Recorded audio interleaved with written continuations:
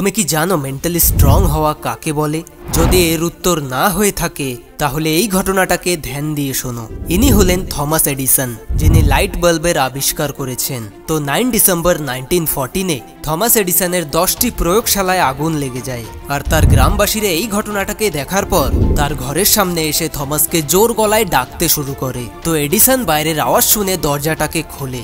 আর যখন সে বাইরে আসে তখন লোকেরা বলে যে, থমাস, তোমার যে প্রয়োগশালাটা ছিল সেটাই ভয়ঙ্করভাবে আগুন লেগে গেছে। এর মধ্যেই থমাসের ছেলে চার্লস ওইখানে এসে উপস্থিত হয়। আর তারপর সে তার ছেলের সাথে বাইরে বেরিয়ে আসে। আর চোখের সামনে সে তার সব স্বপ্নগুলোকে পুড়ে ছারখার হয়ে যেতে দেখে, কারণ ওটাই তার সারা জীবনের টাকা পয়সা, সারা জীবনের পরিশ্রম লাগানো ছিল। তো থমাস তার ছেলের হাত ধরে ওই জ্বলন্ত বিল্ডিংগুলোকে ধ্যান দিয়ে দেখছিল। আর তখনই সে তার ছেলেকে বলে যে, যা তোর মাকে ডেকে আন। উত্তরে চার্লস বলে যে, মা এখানে এসে কি করবে? থমাসের উত্তর শোনো, গায়ে কাটা দিয়ে উঠবে। থমাস বলে যে, চার্লস, তোর মাকে এটা দেখতে তো দে, আগুনকে দেখতে কি দারুণটাই না লাগে। ছেলে বলে যে, বাবা, আমাদের টাকা পয়সা পরিশ্রম সব জ্বলে গেছে। উত্তরে থমাস বলেন, আর ভুলগুলো, আজ আমি নিজেকে খুবই হালকা অনুভব করছি, কারণ আমার করা সব ভুলগুলো আজ জ্বলে পুড়ে শেষ হয়ে গেছে। পরের দিন নিউ ইয়র্ক টাইমসের রিপোর্টার থমাস এডিসনের ইন্টারভিউ নেয় আর তাকে জিজ্ঞাসা করে যে, কেমন লাগছে এখন আপনার? আর তখন তিনি বলেন যে, নিঃসন্দেহে আজ আমি বুড়ো হয়ে গেছি। আজ আমি 67 বছরের হয়ে গিয়েছি। জীবনের এই যুদ্ধ লড়তে লড়তে আজ আমি খুবই ক্লান্ত হয়ে পড়েছি। কিন্তু একটা কথা অবশ্যই বলবো যে কাল থেকে আমি নতুন করে আবার শুরু করব। এটাকেই বলা হয় মেন্টাল টাফনেস, এটাকেই বলা হয় স্ট্রং মেন্টালিটি। একজন মেন্টালি স্ট্রং ব্যক্তির সবথেকে বড় গুণ হলো এটা যে তার জীবনে যতই সমস্যা আসুক না কেন সে সব সময় পজিটিভ থাকে। কিন্তু আসল সত্যি তো এটাই যে শুরু থেকে কেউই মেন্টালি স্ট্রং থাকে না। যেভাবে একটা ভালো ডায়েট আর এক্সারসাইজ আমাদেরকে ফিজিক্যালি স্ট্রং বানিয়ে তোলে, ঠিক তেমনি কিছু হ্যাবিট রয়েছে যেগুলিকে ফলো করে কোনো একজন মেন্টালি উইক ব্যক্তিও মেন্টালি স্ট্রং হয়ে উঠতে পারে। তো প্রথম হ্যাবিটটি হলো এমব্রেসিং চেঞ্জ।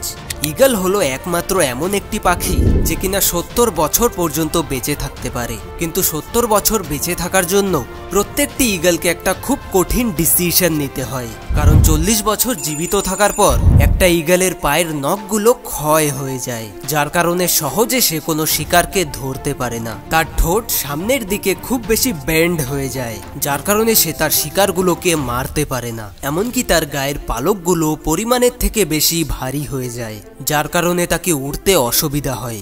আর এই 40 বছর কাটানোর পর তার কাছে শুধু দুটোই অপশন থাকে। প্রথমটি হলো যে সে এইভাবেই মরে যাক, আর দ্বিতীয়টি হলো তাকে একটা খুবই পেইনফুল প্রসেসকে মেনে নিতে হবে। আর এই প্রসেসটাকে করার জন্য প্রথমে তাকে তার এলাকার সব থেকে উঁচু পাহাড়ে চলে যেতে হয়। আর ওখানে গিয়ে সে তার ঠোঁটকে একটা পাথরের ওপর মারতে থাকে, আর ততক্ষণ মারতে থাকে যতক্ষণ না পর্যন্ত তার ঠোঁট পুরোপুরিভাবে ভেঙে না যায়। আর ঠোঁট ভেঙে ফেলার পর সে নতুন একটা ঠোঁট আসার অপেক্ষা করতে থাকে। কিছুদিন অপেক্ষা করার পর যখন তার নতুন ঠোঁট চলে আসে তখন সে তার ওই নতুন ধারালো ঠোঁট দিয়ে সে তার নখগুলোকে উঠিয়ে ফেলে।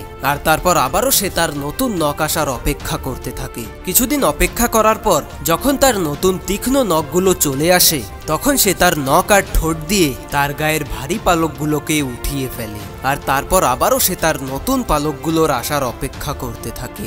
আর ফাইনালি 150 দিনের পেইনফুল প্রসেসের পর একটা ঈগল তার নতুন জীবনের আরম্ভ করে। আর শুধু এটাই নয়, এমনকি যখন বৃষ্টি হয় তখন সব পাখিরা ভয়ে লুকিয়ে যায়। কিন্তু শুধু ঈগলই হলো এমন একটা পাখি যে কিনা বৃষ্টিকে ভয় পাওয়ার বদলে মেঘেদের ওপরে ওড়ার ক্ষমতা রাখে। ঠিক এইভাবেই মেন্টালি স্ট্রং লোকেরা তাদের জীবনের সকল প্রবলেমসগুলোকে অ্যাকসেপ্ট করে আর নিজেকে আরো বেশি স্ট্রং বানিয়ে তোলে। Number 2, establishing boundaries.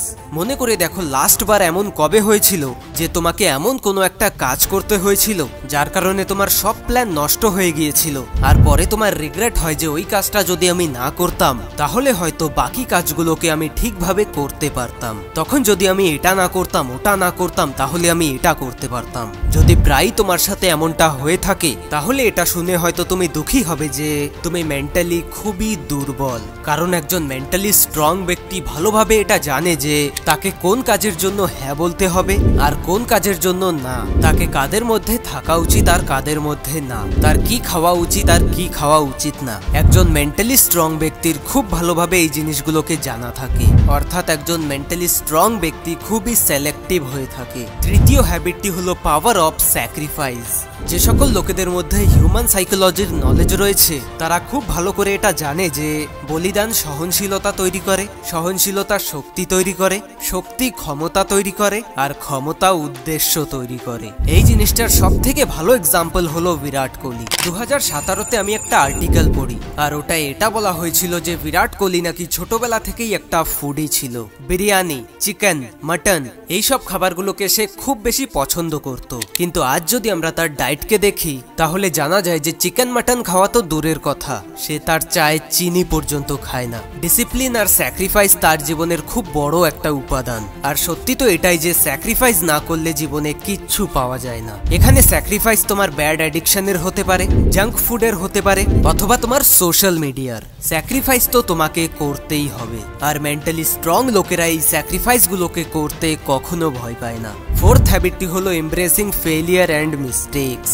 যদি তোমার এটা মনে হয় যে ইলন মাস্ক তার প্রত্যেকটি প্ল্যান সাকসেসকে মাথায় রেখে বানায়, তাহলে হয়তো তুমি ভুল ভাবছো। কারণ স্পেস এক্সের প্ল্যানের ব্যাপারে তিনি একটা ইন্টারভিউ দেয় আর ওটাই সে বলে যে আমি নিশ্চিতভাবে এতটা সক্ষম হতে চাই যে অন্তত পরপর 3টি ব্যর্থতায় বেঁচে থাকার জন্য আমাদের কাছে যেন যথেষ্ট মূলধন থাকে। আর যদি তুমি এটাকে ধ্যান দিয়ে বোঝার চেষ্টা করো তাহলে তুমি এটা বুঝতে পারবে যে মেন্টালি স্ট্রং হওয়ার মানে শুধু এটা না যে তুমি শুধু সাকসেসের জন্য তৈরি হচ্ছ, বরং মেন্টালি স্ট্রং হওয়ার আসল মানে তো হলো এটা যে তুমি ফেলিয়ারের জন্য ততটাই তৈরি হয়ে থাকো। লাস্ট হ্যাবিটটি হলো সেলফ লাভ। মেন্টালি স্ট্রং লোকেদের সব থেকে বড় গুণ হলো তারা তাদের মেন্টাল হেলথের সাথে সাথে ফিজিক্যাল হেলথেরও খুব বেশি যত্ন করে। তারা প্রতিদিন সকালে মর্নিং এক্সারসাইজ, অ্যাফার্মেশন, জগিং এই সকল কাজগুলোকে করতে কখনো ভোলে না। কারণ তারা খুব ভালোভাবে এটা জানে যে মেন্টাল হেলথকে ভালো রাখতে হলে তাদেরকে তাদের ফিজিক্যাল হেলথকেও একদম ফিট রাখতে হবে। তো বন্ধুরা, এই ছিল কয়েকটি কোয়ালিটি যেগুলোকে প্রায় মেন্টালি স্ট্রং লোকেদের মধ্যে দেখতে পাওয়া যায়। আর যদি তুমিও মেন্টালি স্ট্রং হতে চাও তাহলে তোমাকেও তোমার মাইন্ডসেটকে এমনটাই বানাতে হবে। তো বন্ধুরা, এই ছিল আজকের ভিডিও। দেখা হচ্ছে নেক্সট ভিডিওতে। ততক্ষণের জন্য স্টে হাংরি, স্টে ফুলিশ। ক্ষুধার্ত থাকো আর মূর্খ থাকো।